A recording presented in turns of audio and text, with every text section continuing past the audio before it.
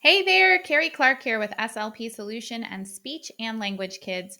And today we're going to talk about how to help a preschooler, so we're talking age 3 to 5, improve a social skill. So, social skills are any of the skills that we use to communicate with others.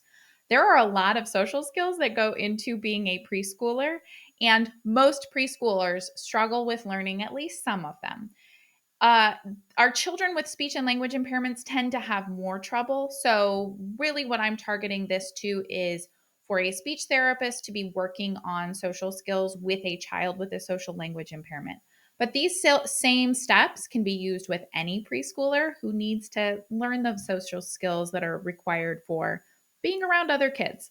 So, again, this is ages 3 through 5, is what this is targeted for, but you can also adjust this up or down for older or younger children.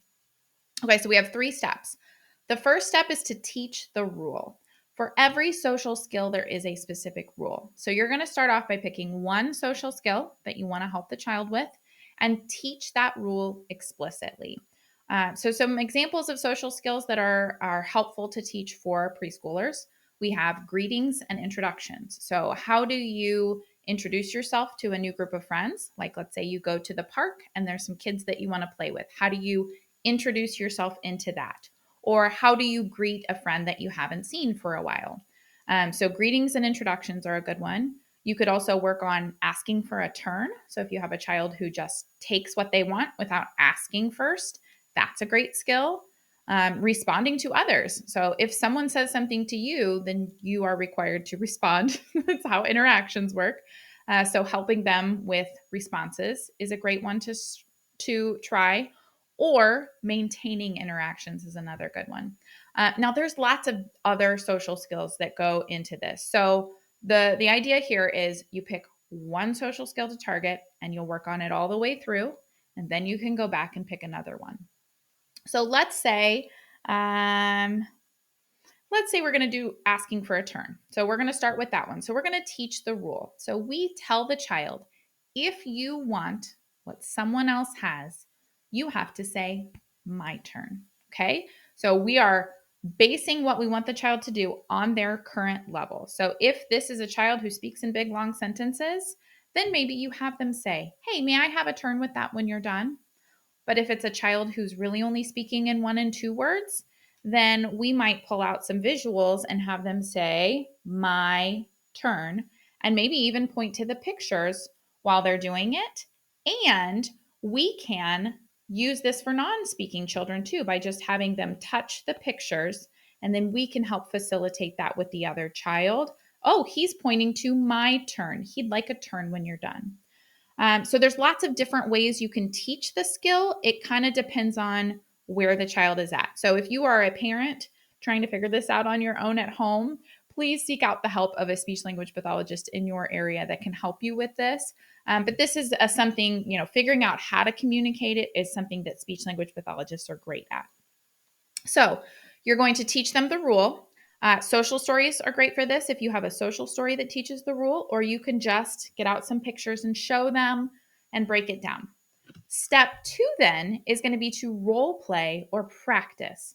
So we're going to practice using the skill. So I'm going to have my toy and I'm going to say, okay, it's time to ask for a turn.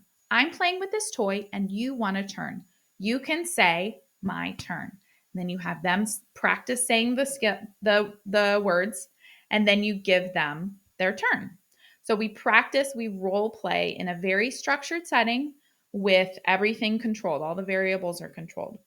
As they get better at this, we can introduce another child into that structured role playing and have the other child practice with them. But then step 3 is going to be to carry this over to other situations. So we can then have them practice this in the classroom, at home, anywhere where there's going to be other children that they're going to need to interact with. They can practice whatever skill it is that you've been practicing in role play. They can carry that over to their everyday life. Okay, so that was my turn, requesting a turn. Another one would be saying stop when someone does something we don't like. I know my boys have had a lot of trouble with this over the years of just lashing out physically when they want someone to stop instead of using their words. So this would be a great one to help them practice saying stop if someone does something they don't like.